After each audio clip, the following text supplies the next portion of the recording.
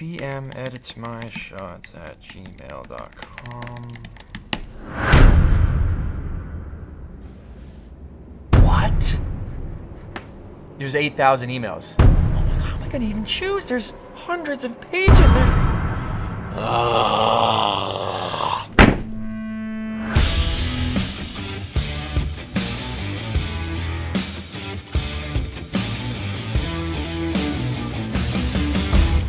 What's up, everybody? Peter McKinnon here. Welcome back to another video. Today is the day we've been waiting for. I'm super excited for this video. Today I'm editing your raw photos. The other day, I put out an Instagram story that said, if you want to participate on Thursday, that's today, I'm going to be making a video editing your raw photos. So send them to this email right here. And for those of you that actually did send them here, thank you. Anyone that sent them anywhere else, instantly deleted. But that email got more than 8,000 hits in less than like 24 hours. In the first 40 minutes of me making that Instagram story, there was 2,000 emails, Gmail locked the account. So we bought more storage and then I got locked out 3 times total trying to make this video because it was like, unusual activity, way too high, too many emails, stop downloading attachments. Wow, honestly, I'm blown away. So the sheer interest in this topic of you guys wanting me to edit your shots, thank you, that's awesome. I'm super excited. I've picked 9 different pictures to edit, a couple from different people, some just one, some a couple, depending on the photos. It was a lot of work to go through, and I'm already looking forward to the next one that we do. So if your photo doesn't get edited today, don't worry, I'm gonna make this a series. This will be episode 1, but we will lay some ground rules going forward. So don't send any more emails. I'm not taking any submissions right now. If you send an email with your photos to edit today or any other day until I announce it, it's just gonna get deleted. I wanted to give a big shout out to everyone that submitted, especially the people that I'm gonna be editing their photos today. Thank you for letting me do this. It's also important to say, I am not the best editor in the world. There are far better than me. This is just like my style and how I interpret these photos. It's my personal preference, the colors that I feel would look good. This is how I would edit my own shots. With that being said, I just wanna make it a friendly environment everywhere in the comments and all that stuff, because these people, that takes courage to submit a raw photo of yours for millions of people to see, for someone that you don't even really know. That's awesome, and I just wanted to get that out of the way before we rolled into the first edits of today's video. Here are 2 shots that he submitted. One is a lake, just like a landscape, and the other is of him standing in front of the lake. Obviously he was hiking, he's got his camera stuff on his back, that looks cool. Aljaz, you are from Slovenia, so thank you for submitting all the way over. I would love to go to Slovenia and like Lake Bled, fog, canoe, just cut, please. I'm gonna pick the one of him standing because I like the fact that there's a subject more. Just the landscape shot, I feel like it's a little too heavy in just the water. I would have loved to have seen more of the rolling landscape in the distance, be it that's mountains or more sky. I just feel like the foreground's a little too dominant for me. So when I crop this for Instagram, which I'm gonna be, by the way, cropping all of these in a 4:5 format for social posts, so keep an eye out for that. There's a few in here that they're just too good landscape. I don't wanna crop them, but for the most part, 4:5. Okay, so one of the first things I did with this photo is I changed his jacket from green to yellow. There was just something about the green in the snow that looked weird to me. I figured the yellow looked a lot better. Now, I had a little bit of difficulty changing the yellow at first because I was messing around with the HSL sliders and tabs, lens corrections to get rid of the vignetting on the sides. You could see he actually captured quite a bit of snowfall. It was obviously snowing while he shot this. I added a little bit of snow myself. It's a very subtle snow addition. It's not like a crazy blizzard. I didn't put motion blur on it. I just dropped the opacity a little bit to even make it look potentially like water spots. So water spots or snow, I added that in and then left the opacity around like 20%, maybe even less, just so it was like just showing up, because it didn't really need to be there. I just felt like if you notice it, it just makes the photo feel a little more dramatic. So dehazed it a little bit to get some of the highlights back in those clouds, threw on a couple gradient masks with exposure to make sure like the sky was good and the ground, the foreground, all that. And I couldn't really get the yellow that I wanted. It wasn't until I was in Photoshop using selective color versus the HSL tabs in Lightroom that I was able to really drop the cyan from that yellow and make it pop into that like orangey yellow that I really wanted to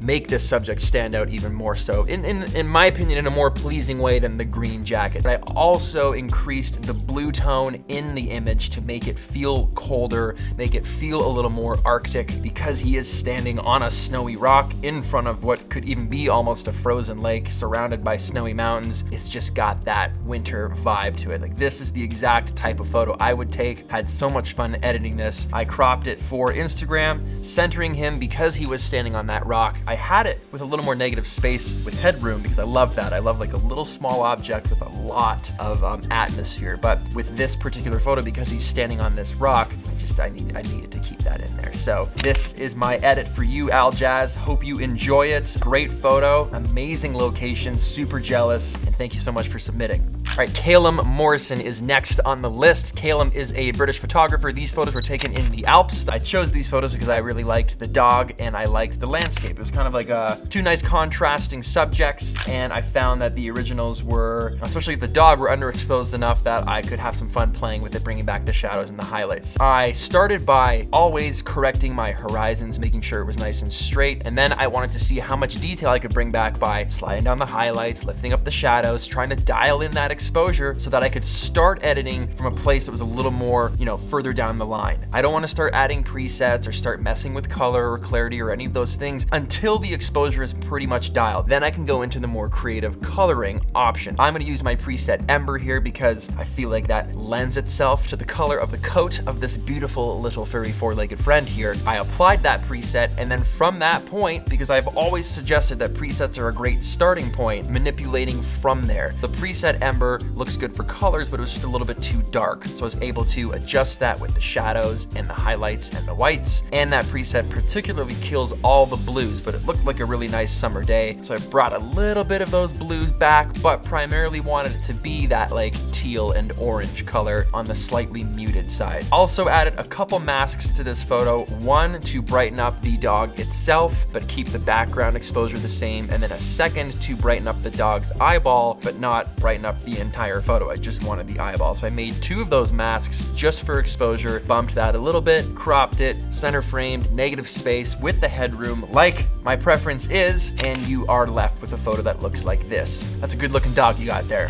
He's got another landscape shot of this cabin. Now the cabin, there's a few things I noticed right off the bat. The exposure of this photo is pretty spot on. Like, you can see the detail in the clouds, you can see all the detail in the foreground. There's not one part of the photo that I feel is too dark, so he nailed exposure in camera, which is just gonna make this photo easier to edit. My one issue was I wasn't sure where the subject was, because we have a shed off to the left, kind of lower thirds, and then a couple feet over we've got someone standing who's also a subject, so we're kind of competing for, because he's far enough away from that shed, he's not interacting with it, he's not sitting on the edge of it, he's not coming out the door, he doesn't have like some camping bags leaning against it. All this to say, there's two subjects here. So probably gonna start by cropping this a little bit to get rid of a lot of the foreground. I feel like there's a lot of information there, a lot of space that I just don't need, because most of the photo, most of the activity that's happening in this photo is on the left side. So I'm gonna crop in so it makes that more of a prominent focus. Same things, I'm gonna draw these masks on. I love using these gradient masks, both for the sky, for the foreground, to make sure that I can grab saturation and contrast out of that foreground without affecting the rest of the photo. I did the same thing for the sky so I could kill those highlights even more and bring back more definition with the clouds. And this just felt like a good mountain shot cabin. I want to pop that red a little bit more. I want to kind of keep the colors, the overall tones of the photo a little more muted but sharp, especially when you're shooting in mountains. You can really draw mood from any type of picture when you're shooting in landscapes like this. So you can see I've kept the orange and yellows in the foreground, but moved them more so they don't look like grass per se. It looks a little more, stylized, a little more moody. And then we muted some of the blues in the mountains and the sky to just, again, get that kind of darker contrast, those darker tones, bring out the moods of the mountain. And we popped that red on the shed so that it, it's the focal point. Now I've cropped this for Instagram and I chose to go this way, centering both him and the shed together, not just centering the shed or centering him, because then it would look off. Because those two subjects are split, I put them both in the middle, and that would be my crop decision. I was to post this online. Caleb, thanks so much. Great photos. Keep up the great work. Hope you enjoyed the edits, and thank you so much for your submission. All right, next up we have Daniel Hawk. What a cool last name. Hawk. I'm gonna go with Hawk because that's dope. 23-year-old wildlife photographer from the UK, Northamptonshire. That's a lot of letters in that. I didn't think that would end. Been shooting since he was 14 years old. His favorite animal is the red squirrel, so he was able to set up his tripod between two two trees where he saw these squirrels jumping and waited to time it perfectly to capture this squirrel midair in between those two stumps. First off, I'm not even sure how you were able to get the photo that you got this well. Kudos right off the bat. This photo is so tack sharp. It's so perfectly sharp, nailed focus. There's no motion blur. I'm super impressed. So I was really excited to get to edit this photo. And this is one of those photos where the exposure is great, the framing is great. He's framed between these two stumps. The depth of field on this photo is insane. Perfectly smooth, creamy background. The foreground has enough detail but still blurred out. I don't even really need to do anything for this photo at all. But the one thing that I knew I already wanted to do was I made a preset specifically for green photos back in the fall called Wolf's Wood. I know literally with one click I can make this photo pretty much just pop the way I'm thinking about it. So I did that. I went in, applied Wolf's Wood preset, brought it into Photoshop, pumped up the orange a little bit on that little red squirrel, sharpened it with an unsharp mask. Probably didn't need to do that because it added a little bit of unwanted noise to the background, but sometimes when I see noise added, I then add myself a little bit of grain to make it feel like that style was intentional. Or you can, bring that luminance up a little bit and try to remove that grain, but then it starts looking a little bit weird. So I probably could have gone a little bit less on the sharpening there, but Wolf's Wood, it just brought it right home to where I'm happy with that. Now, this particular photo, I would not go 4x5 on this particular photo. I would want it full landscape because it's just framed so beautifully. I didn't even bother trying to crop it. I was messing around with it and it was not working for me, and I just decided, you know what? Nope, this is one of those rare occasions where you drop it in landscape and you accept your applause. Good job, man. This is a dope photo. Thank you so much for submitting. Okay, next up we have Gal Isayev. Terribly sorry, guys. Names are very hard to pronounce. Gal is not. Super cool name. 25 years old, from Israel, and took this amazing shot of this subject walking straight down what looks like an old desert country road. The exposure is great right off the start. The framing is perfect. So I love center framed photos, so this was going to be very easy to edit. I think it's just like the wannabe composite photographer inside me, because I'm not the best at it. It's something that I do work on. People like Visuals of Julius on Instagram that I've shouted out before. His skills are insane. I need to go hang up that guy for like 2 months. The first thing I saw with this photo was the massive sky, and there is detail in the sky. You can see I brought down the highlights and the shadows, and it revealed way more detail in those clouds, which was great. For me, it just felt like I just need to stick a mountain back there. Like I need an isolated mountain in the very back, and make it feel like it's like, the Sierra Mountains, or we're out in Colorado somewhere. That's just like the instant vibe I got when I saw this photo. So the first thing I did was take out the power lines. Now they're subtle, but you do see them in there, and they were distracting me. So I brought this into Photoshop, went ahead, did the content aware fill, got rid of all 3 of those power lines separately. Probably could have done it in one chunk, but I didn't want it to mess up the sky pattern too much, so I did them individually, bringing it back into Lightroom, tweaking it to where I'm happy, getting that base down so I can bring it back into Photoshop again and start messing around with this mountain. So I found this mountain online on a stock site with an isolated white background. I was able to cut out that white background, keep it close to the mountain's edge, and then just kind of add some fog on top. I masked out the subject so that she would be in front of the mountain, and then we just added some tone curves. Now these tone curves within Photoshop are gonna help me match the color of that mountain better to the original color of this photo. And then I went ahead and added some lens blur because the subject is in perfect focus. The background is pretty far away, so that mountain would not be realistically tack sharp. So I added a little bit of lens blur to try and help make it look a little more realistic. And then I added a couple layers of fog just to make it feel like it was a little bit further back in the background. So that's what the fog was for, bringing it back into Lightroom, running one of my presets on it called Louise, I believe was the one I used, and then I tweaked it further from there to kind of give it like a fresh, bright blue, kind of with some red hints, summery vibe, because, we're not in the mountains. The mountains are the background, so we don't want it to feel cold. I still want it to have that desert Sierra Nevada feel to it. So that's what I came up with. That is the edit. So I hope you enjoy it. It's a little out there, I know, and I had a lot of fun doing it. So thank you so much for submitting. You're a great photographer, great capture. Moving right along to an individual by the name of Jacob Graff. from the Czech Republic. This shot was also taken in the mountains, which looks a bit like cottage country from where I'm from, and we have the subject here floating in the lake. This is a great shot. It's creative, it's cool composition, it's not something you see all the time, so I was pretty excited to get to work on this. I can see the subject under the water a little bit, so I know if I bring back those shadows and highlights, we're gonna recover some of the body. But looking at this photo, one of the first things I wanted to do was take down how blue the water was. When I'm shooting in cottage country or I'm up north, and that's just a personal preference to me, one of the things I don't like very much is how green and blue both the sky and the water and the trees look. I find that really hard to edit with, and when people kind of just use those photos and pump the saturation a little bit and send it off there, I feel like it doesn't have the stylized tone it deserves. So one of the first things I wanted to do with this photo was desaturate it. I went into the HSL tabs, completely killed the green color so those trees are gone in the background, and muted the blues as well. And then what I wanted to do was add another couple layers of fog like I did in the last video to make it feel a little more eerie,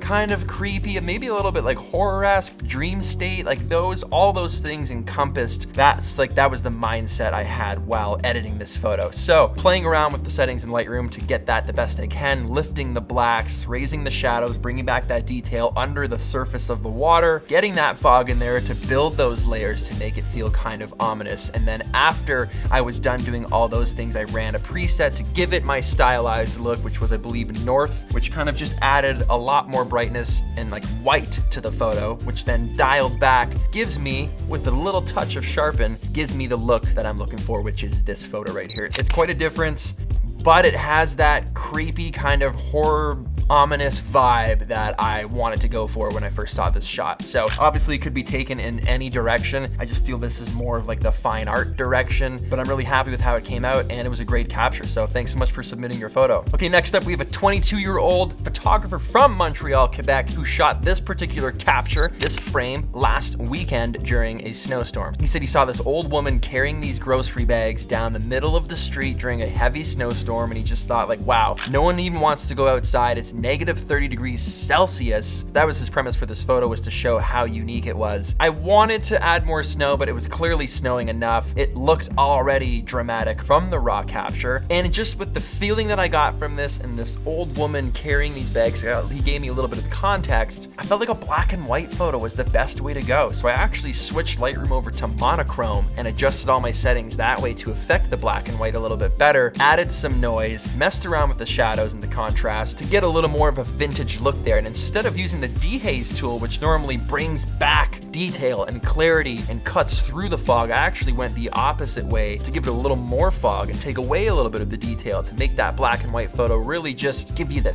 feels. So it's not an intense edit, but I feel like it's a very intentional edit that describes the story that happened last week very well. So thanks so much for your capture. I appreciate you submitting that photo. That looks like one hell of a snowstorm I wish I was in. Okay, next up we have 21-year-old photographer Saeed Khan. Saeed's from London and he's using a Canon 200D. Now, I chose this photo because I liked the streetwear / urban vibes that I could clearly tell he was going for here. So looking at the raw photo straight off, I bring this up in Lightroom, I'm thinking, okay, cool. I need to lift the shadows, fix the exposure so I can see the subject better. And then the yellow lines in this bus are just competing way too much against the subject. So I need to isolate the subject more with like an oval exposure mask so that I can like darken the entire photo except the subject and play around with the brightness of the yellow in these handlebars on the bus. So streetwear and urban wear and those types of vibes and these types of photos, I always kind of have more of a feeling of nighttime. I feel like they shine and they excel at night. Like all these guys go out in the streets and rooftops and capture really cool stuff when most of the world's asleep or done for the day. So I wanted to kind of add that night vibe to this photo by making it a little more blue, adding a couple extra features, and then I finished it off with an actual anamorphic flare to kind of give it a little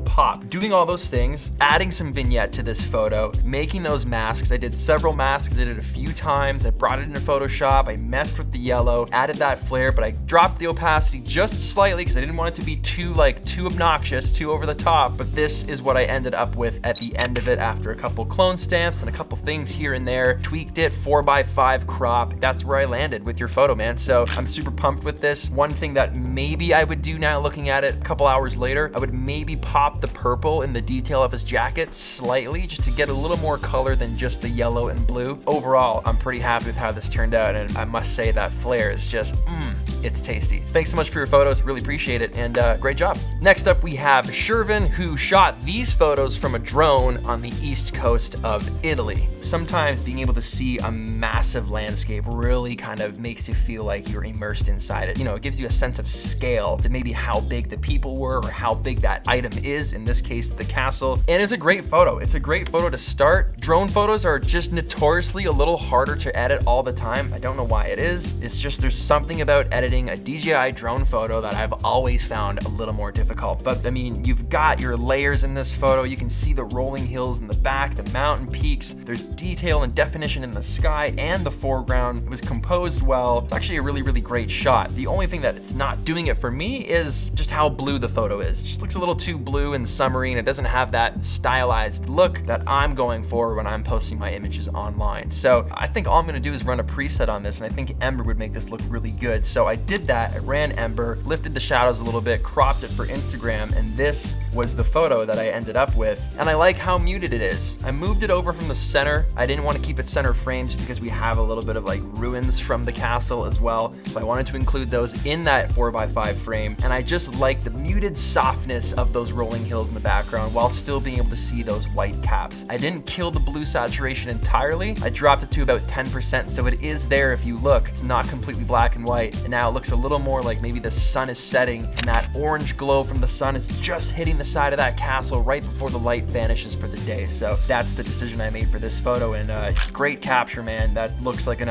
awesome place to fly the drone. Super jelly.